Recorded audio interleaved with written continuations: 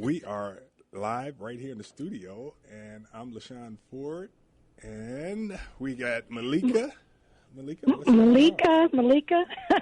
going on, Meleika? Hey, Rep Ford.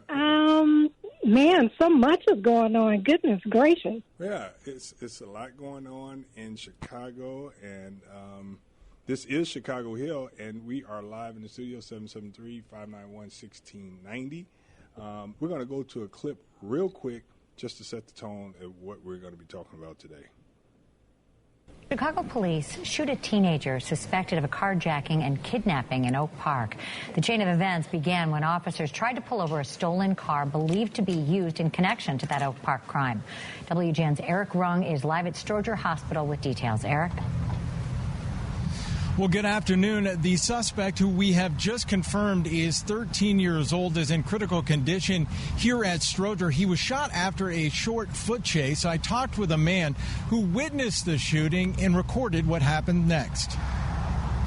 This is just moments after Chicago police opened fire last night, hitting a suspect near Cicero and Rice. Chicago police say they immediately rendered aid. However, in this video, you can see officers picking the suspect up and moving him several feet after he was hit. Once back on the ground, their attention turns elsewhere. Officers run to find out a squad car had crashed into the gas station sign. No officers were hurt. The eyewitness who provided this video did not want to be identified. After the crash, he turns his cell phone back to the suspect on the ground. A source with knowledge of the shooting says the person shot was a young teenager. The eyewitness tells officers who are moving them away what he saw. In a written statement, Chicago police did not say if any shots were fired at police and did not make any mention of a weapon being recovered at the scene. Police say this all started when officers spotted a stolen car used in another crime in Oak Park on Tuesday. This was the one yesterday at Oak Park, kidnapping of a 2 to 4-year-old child. And vehicle was hijacked yesterday. This is the vehicle used in connection to that crime. Chicago police say the suspect shot and another man got out of the car and ran from police. Oak Park police confirmed this car was used in connection to a carjacking and kidnapping 2 days ago. Police there say in that case they recovered both the car and the child unharmed. Less than 15 minutes. Well, so we're going to bring in our guest, Meleika, so that we can start this discussion about what's happening in Chicago. So, Meleika? Yes. Today we have with us Sylvester Dunn of the Golden Gate Funeral Home. I know a lot of people are like, okay, this is going to be a heavy-duty topic. Well, we have to have these kind of heavy-duty conversations because the situation is not getting better in Chicago, and more of our young people are dying. And what I love about Chicago Hill is that we bring on people who have insight and a whole other perspective to what's going on that we need to listen to. And so why don't we bring you right in, Mr. Dunn, and tell us who you are. Well, first of all, thank you, Representative Ford, for having us on today, and we certainly applaud your efforts as you are trying to deal with the scourge of violence and the young violence that's going on in our community. I'm general manager of the Golden Gate Funeral Home here in Chicago, and one of our mottos is care, compassion, and community. And we feel it's part of our job to get involved with the community leaders to make sure that our youth have a chance to get on in life and live a normal life and not be touched with all this violence that is going on. I think they said in 2021 was one of the deadliest years we had in Chicago. I think, and right now we're at over 200 homicides for this year already. So that's why we need programs. So yes, programs. Thank you for having us. Yes. Yeah. So we hear a lot about parents needing to get in their kids' life so that this doesn't happen, right, Meleika? And right. Whose fault is it? Is it the parents' fault? Is it the society fault that failed the parents that's now failing the children? I mean, because we know that it appears to be only black kids that's the subject of all the discussion when it comes down to problems in Chicago. And many of them I just don't know. The approach that we're hearing now is we need to get more police, and we need to do something with these black teens downtown Chicago. What, Don? Representative Ford, I have mixed emotions. Growing up in a single parent home with three brothers, I had a mother who did not play. She did not play. There's certain things she told us, don't let the school call me. And I think that within itself started the parental involvement at an early age. And I know there may be some disparages in homes where both parents are not there, and that's understandable. But, in my case, my mother, she was the law, and we were scared. It's kind of like the elephant. They put the ball and chain when they're a baby, and then when they get older, they know they're still fearful. And I think that was kind of like us, our brothers. And so I think parents need to get involved. That's one of the solutions I think that can help us scourge this violence, because we had curfews. We had to be in by 10 o'clock. Yeah, times are different, though. I mean, you have parents that have to go to work. Many parents have to work 2 jobs. And it's a one-parent household. I mean, it's really, really difficult. So you got some communities in Chicago where people grow up that if the parents are away at work, the community is safe.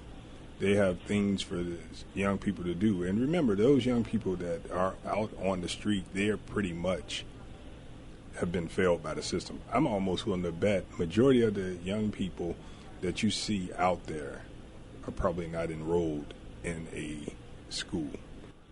Students are dropping out right now in 8th grade in Chicago. You know what I was thinking also? With us growing up, when Mr. Dunn was talking about like more of our generation, I grew up with a single mom too, and it was, don't play. Don't play. I was a latchkey kid. I knew what my responsibilities were when I got home from school. But I'm also wondering, I don't hear too many kids actually talking about their faith as well. Because I know growing up, and Rep. Ford, Mr. Dunn, let me know what it was like for you. But the fear of God, too, always played a part in whether or not I was going to do right or wrong. I always had that voice in my head. So sometimes I don't really hear young people going to church or Sunday school or even speak of that sort of foundation, even if they don't attend regularly. But we kind of grew up with that foundation. You know what I'm saying? That spiritual foundation. So even if we stopped going to church as we got older, you still had a reference point. I don't know. What are you all's thoughts on that, possibly? Well, it's interesting you would say that. As a young child, being in a single-parent home, we were. I use this term constantly, made to go. It was no vote. It was not a choice. You will get up and you will go. And excuse me for making this confession. One of my reasons for going, because I always knew I was going to get Sunday school money, and I was going to put a quarter in the offering and a quarter at the candy store. So I'm sorry. Were you supposed to put 50 cents in and you kept? No, she just gave it to me. She said this was for Sunday school. I said okay. So, but no, like you're saying, faith. It's very, very, very important. And in these days and times, I think we are like 2 or 3 generations out where kids no longer look at faith as a guiding post in their life. It is just, I do what I want to do. And that becomes because one parent doesn't enforce it, the next generation. So now we have this generation where we have this. And I don't know if the faith is the reason why we're having all of this. But I do believe that if we had faith, it would help in some of this. Faith is very important, but you also have to have a system. I mean, people, our families, black people are serious about their children. And so It's a real struggle for us. And if you could call in at 591-1690 and give us some solutions to, if you were talking to the mayor of the city of Chicago, the governor, what would you tell them? We're going to go right to Brother Hall. Brother Hall, you're on Chicago Hill. Hello. Hey, Brother Hall, you're on Chicago Hill. Yeah, thank you so much for taking my call. If I had a chance to talk to the mayor, the legislators, whoever, all the stakeholders, I would urge them to make it a plan, an even field. You know, to look at the black community and see the disinvestments, and you look at even in Washington Park, you go over there, you got soccer fields now. That used to be our baseball diamonds. When you go to these other areas, you see field houses. We don't have that. What do we expect to happen when you dry all of the resources up? What do you think is going to happen? And I'm not taking up for bad behavior. What I am saying is that I think we have a responsibility as well. I think we need to put the blame where it lay at. Many of us have dropped the ball. And until we understand that our kids want the same thing that these 23-year-old Irish boys want.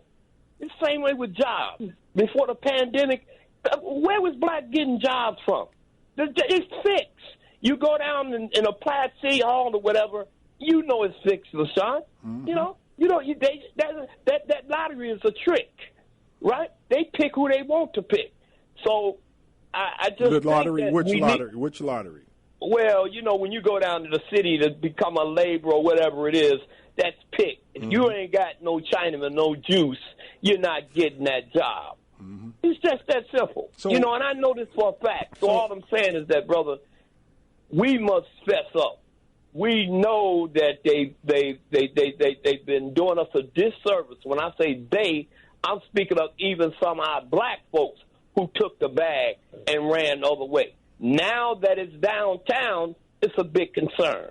So, I just thought I'd call in. Before you hang up, I got to ask you a question. Yeah. To what degree are we as a society, what do we do, to what level do we discipline and how do we discipline our youth? I didn't hear you. The question is, how do we discipline our youth? And how do we discipline our youth? Yes. We discipline our youth by making sure that they have everything that they need, not everything that they want. And when they're not acting according to how we acted when we was coming up, then you take these things away from them. But to not give them nothing, do you realize that you have youth that's riding the L's, they're on the viaduct, they're everywhere, man. They parole them out of these institutions, and there's no follow-up. There's no aftercare for these people, Rep. I commend you and a few others that's doing the best that you can do, but many of these folks don't have a clue.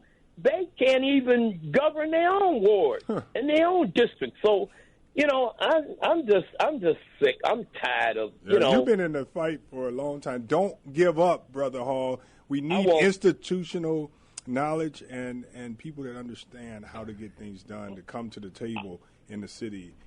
That's the only way we're going to be able to do it. So thanks, Absolutely. Brother. I just get frustrated when I see what's going on, when I know that they see what we see. Tell your Brad I said hello. And we can move this. Pardon me? Tell your Brad I said hello. I will. I will do just that, Brother Shawn. Thank you, brother. Okay, take care. So you guys, what do you think of Brother Hall? He's a staple in the community. He says they don't have anything. And that's interesting. I can remember going back down memory lane. There were so many programs for us as children. We had community centers. We had summer programs. They had activities for us. We went on field trips, different things like that. We had structure coming up in the summertime.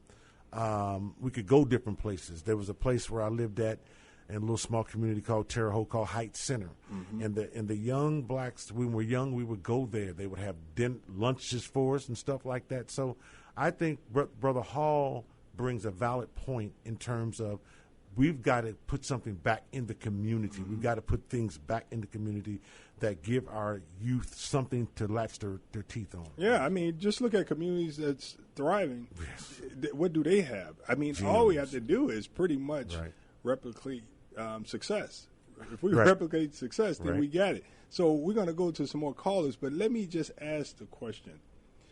You know, if there is someone out here with institutional knowledge to tell us how we got here today, how we got to the point that we are today in Chicago, how did the decline happen? When did it start? It didn't just happen today that all of a sudden our kids are showing that they have been neglected. This is over a period of time. Let's go to Ray. You're on Chicago Hill. Hey, can you hear me? Yes, thank you, Ray. You're on Chicago Hill. Listen, I would almost need a whole show, Doc, but I'm going to try to narrow this down in just a few seconds because I know how it is to talk radio. You know what? 24 years of active duty, I lost more people teaching JROTC in Chicago and in Gary in all the 24 years. You say, where did it start? What happened? Well, we know, really we do. The big hit was the crack epidemic. That was the big hit, okay? But let me tell you something. When you see parents coming in and they're ready to fight the teacher because you took that kid's cell phone, stop. You know you got a problem. When you got a kid, you be like, well, do you ever go to church or anything like that? You're not supposed to ask that, they say.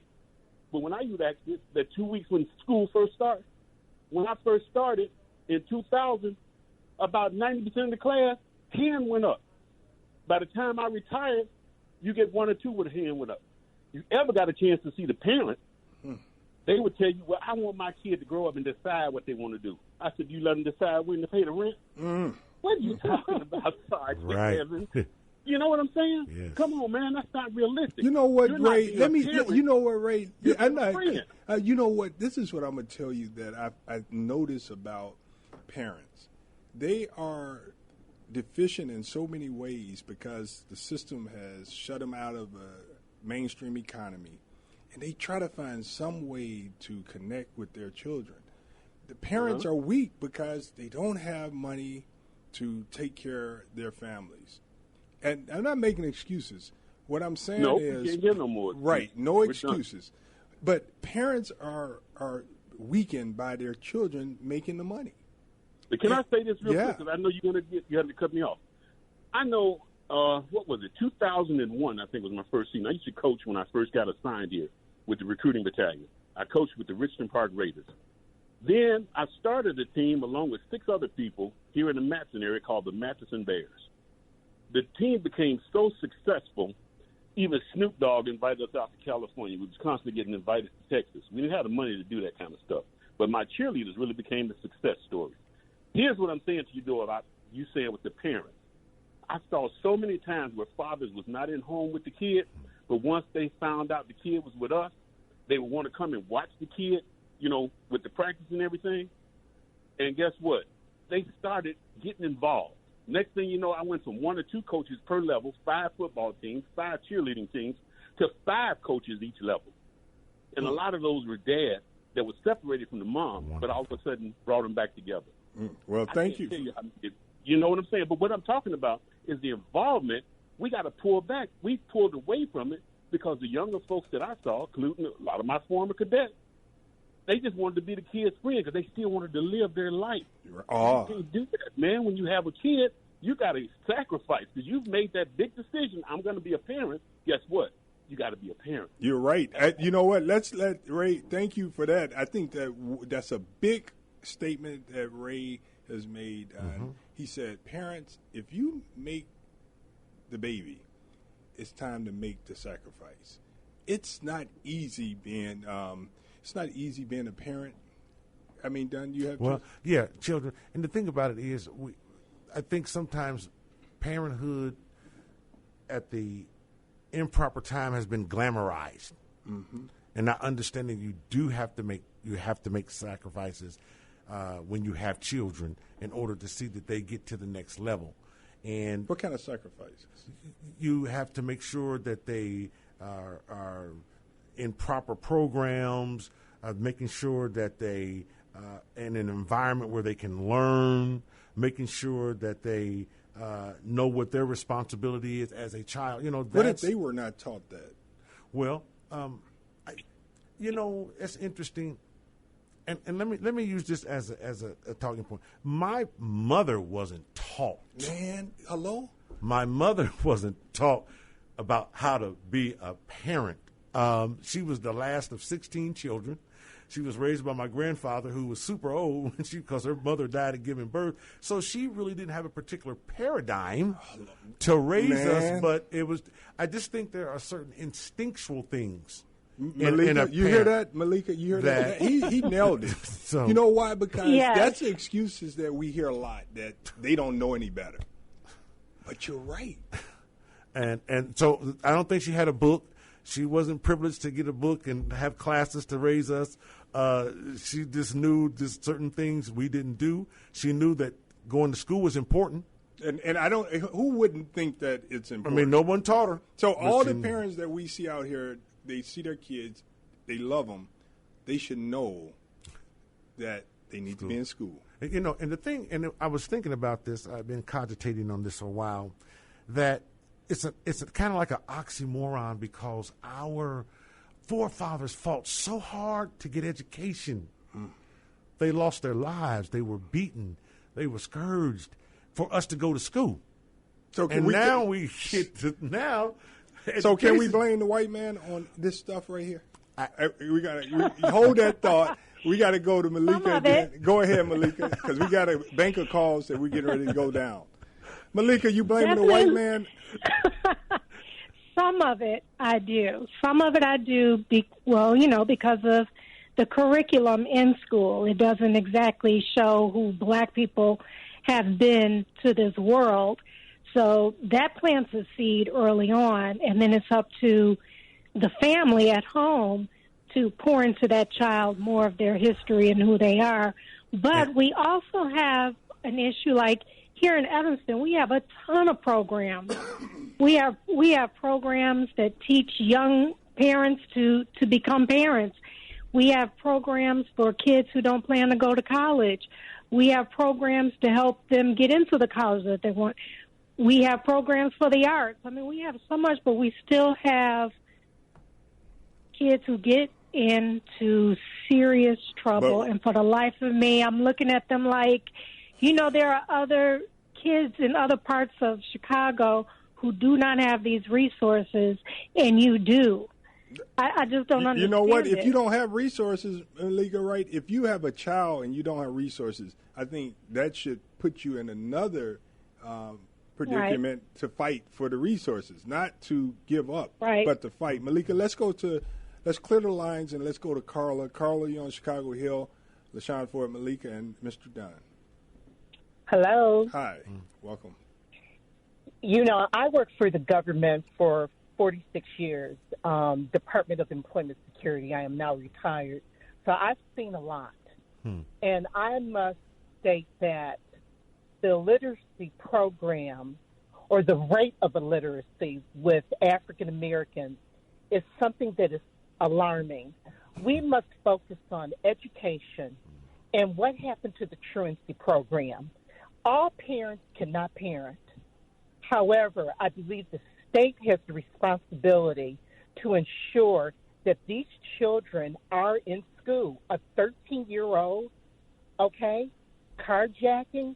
No, they should be in school. Also, I am for curfew. The majority of us were raised on when the street lights come on. Right, that's right. You are in school. Yeah, you're in the house. That's right. You're in the house. So until we really focus on education, the truancy program being put back into the schools. Yeah. Yes. And just so you know, Carla, that is up to each school district. So Chicago Public Schools have the responsibility to put that back in. The state has given, of course, Chicago Public Schools authority to control their own schools. Thank you, Carla, for the call. We're going to go through these lines, and we're going to go to Jim. Jim, you're on Chicago Hill, LaShawn Ford, Meleika, and Mr. Dunn. Hey, Hey guys, how you doing? Good. Doing How good. are you? I think that this is a white guy, and I don't know if we're blaming him. Is it him? Well, first of all, this white guy doesn't play the race card. All right. Okay. Because one of the theories of communism is divide and conquer. Mm-hmm. When you play the race card, instead of everybody being looked at for who they are, it's more a matter of what they are, and that's what's part of the problem. I think we should quit doing all this racial politics. In Illinois, for example, 20 years ago, Mayor Daley criminally butchered Meigs Airport. Mm-hmm. That criminal destruction of the airport was not convicted. It was never convicted. It just symbolized what's wrong with Illinois. And also during that time, when Blago was first governor, they tripled the licensing fees on trucks. Right. So way back when, Illinois had like... Jim, that's not going to really deal with the problems that... I want to go back to your question, to your statement. We shouldn't look at color. That's right. But if we don't look at color, then we got a problem. I think, Jim, I would like for you... Martin Luther King's important message. No, I want you to... I like you, Jim, so I'm not here to fight you. Let's look at the fact that there are black people that we see having problems in Chicago. I would say, where's the leadership of Chicago?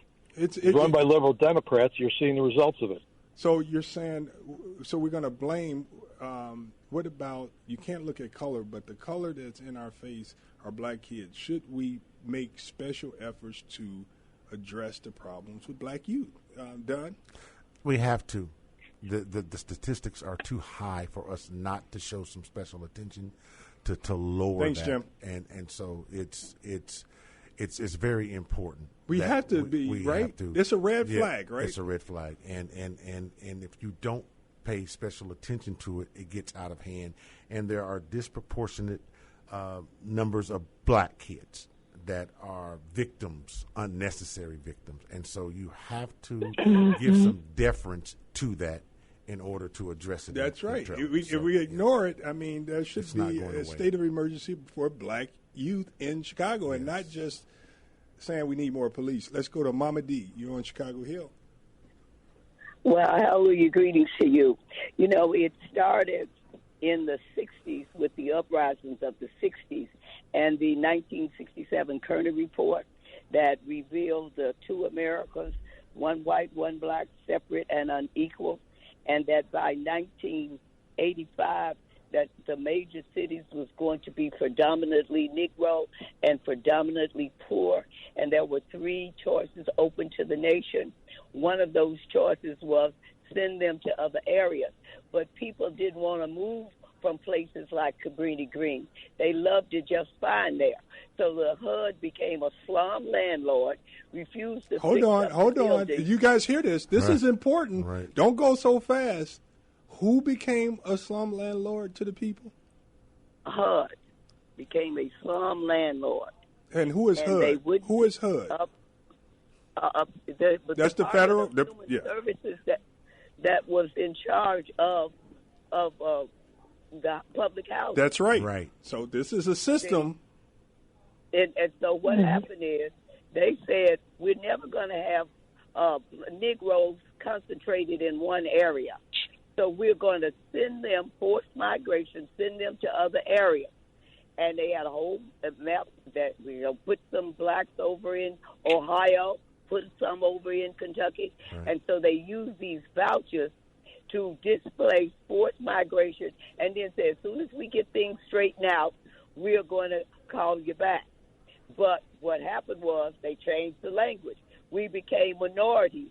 And all the other people, the other countries, Asians, when they say Asian, they're talking about Korea, Japan, China, Vietnam countries. When they're talking about Latinos, they're talking about Cuba and Puerto Rico, Mexico. They're talking about countries. No. All these countries became minorities and zoomed in on us as a race of people.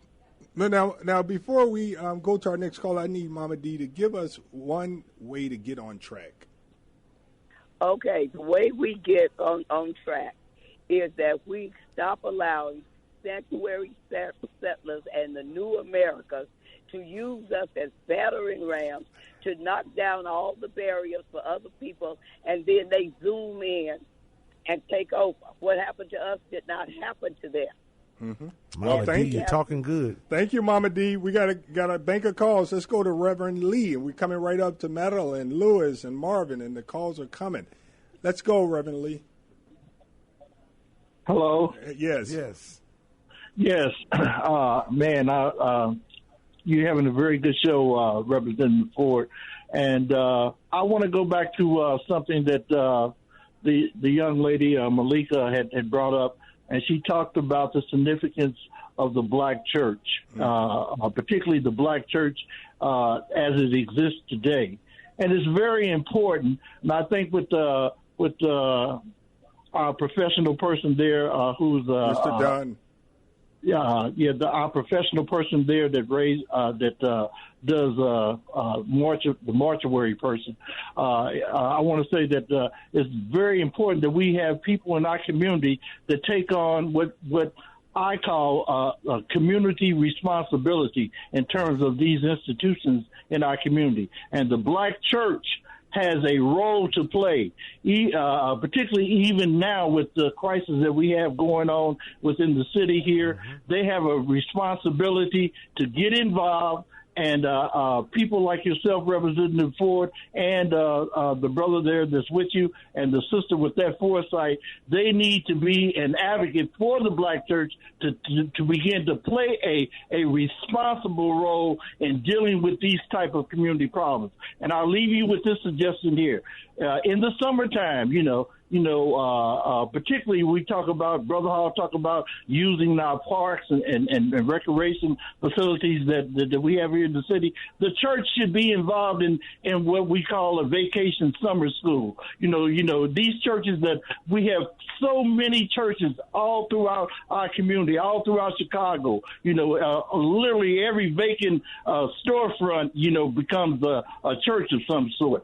But this is taking on these roles without having responsibilities, and being obligated to do something in our community. And she's right. This is why young people don't look at the church in the same way when we were growing up, where the church was active in the community. Yes. It's a call to our politicians. Don't just take the weight. You all represent these various geographic communities throughout the state and the city. You all need to be making a call that if you put a black church in these institutions, or if there's ones that exist, they have to be involved in community responses. I'm with you, and I community understand. Obligation. You have to call them out, and you Reverend Lee, I understand where you're coming from. Thank you for that call. We just have to go on. The churches are struggling too. Yes, they're struggling too. We're going to keep going, and we're going to go to Madeline.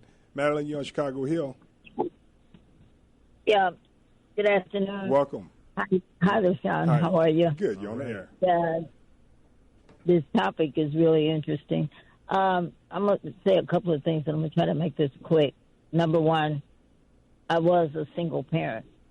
But one thing with me, I did not represent the typical profile of women who start to have children. I was almost 25 when my son, I had a son, was born.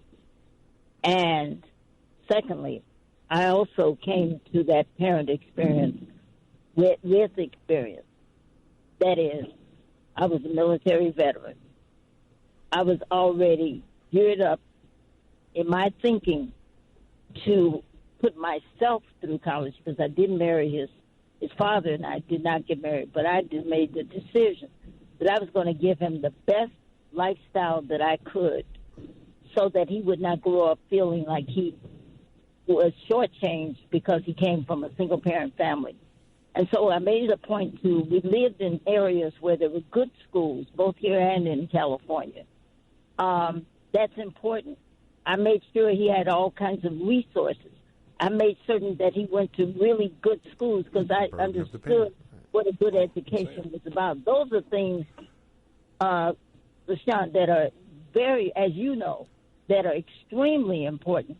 And I was talking to a woman recently because, I have a business where we do clemency petitions on behalf of individuals who are incarcerated. I was talking to a woman recently who has 3 sons and a daughter, and this is something else. And it's sad to say, I have one child.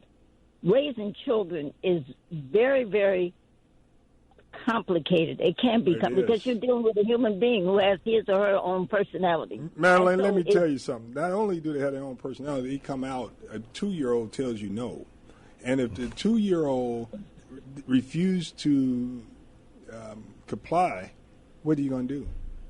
And that's a good question. You know what I mean? And I'll give you one example.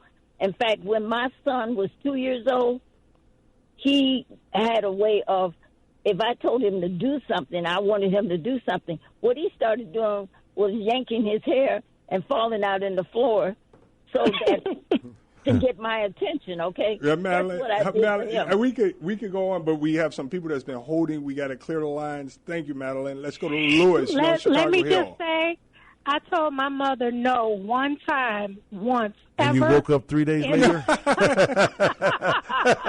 Yeah, but we know, Meleika and Dunn, that if parents put their hands on kids, it's a new day. Lewis, you're on Chicago Hill. Yeah, I forgot. Good afternoon to all the good people there. Good afternoon, sir. Okay, you was talking about discipline. Mm-hmm. Okay, there's a word for discipline. It's called education. Okay, in 1954, Brown versus the Board of Education, it was about education to keep us from becoming functionally illiterate, and that's what you are looking at. When you look outside your community, when you look outside your door, and you look in your community, and you don't see no stores, no black-owned stores, no black-owned businesses in your community, and then you have to go thousands of miles away to go to a grocery store, just like they did in Buffalo, then that's because of your education. And what has happened is they have closed our schools in our community. They have to open up community schools because what they have now is they have schools where you have to go to in other neighborhoods, and you have to go through safe passage workers to go to the safe zone, which is the school, and your areas are called safe areas. We have to get rid of that, and we have to put it back where it was in the community.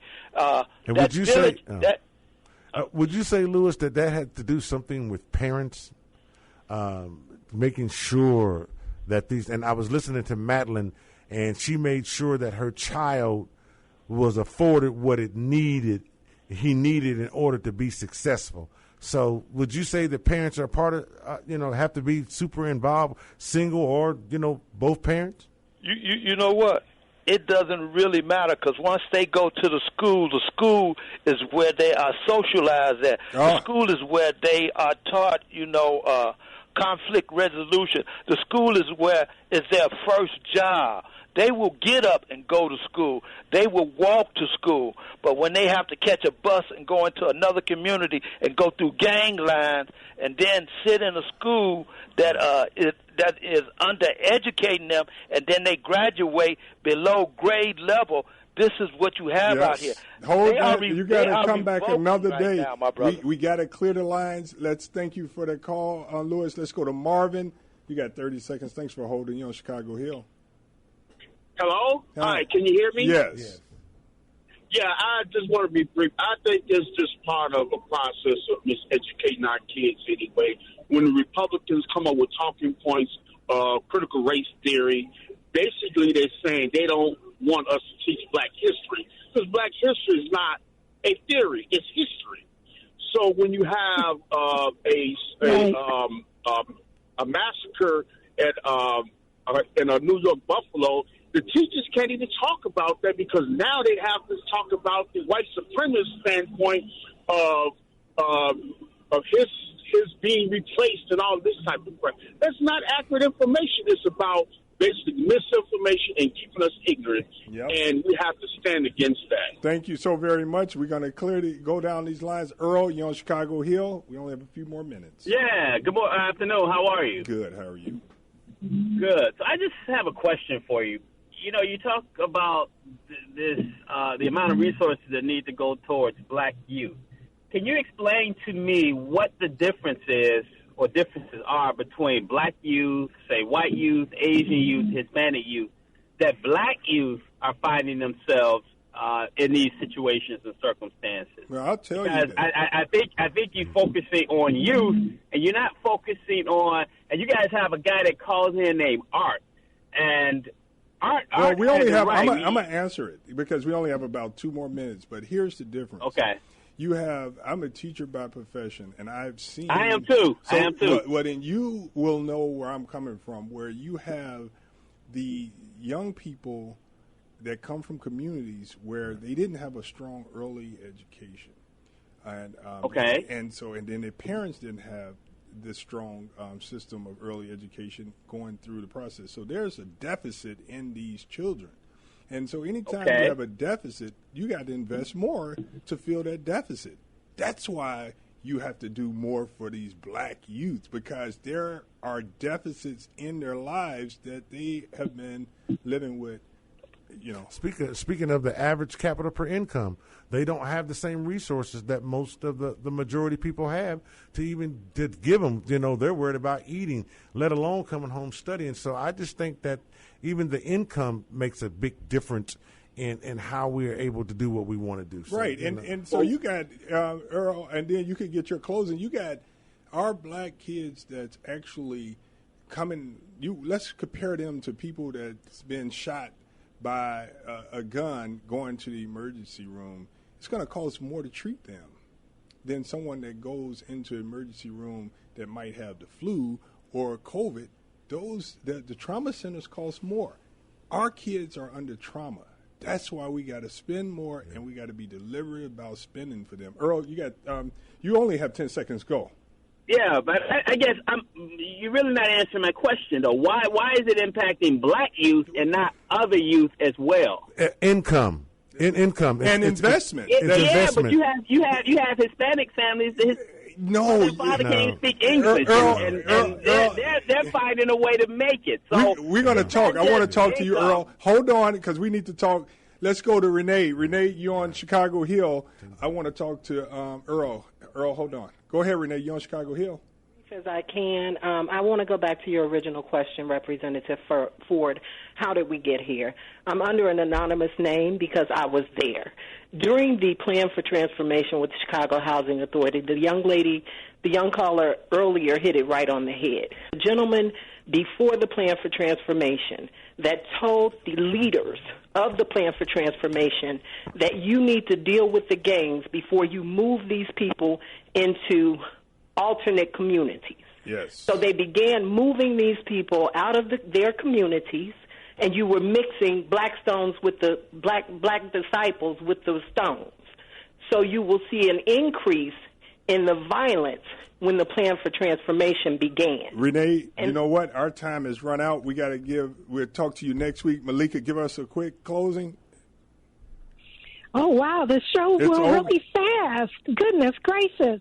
It's such a heavy-duty topic, and my thoughts on everything is definitely education. And, two, I really do wish we had a program where we could just round up all the gang members.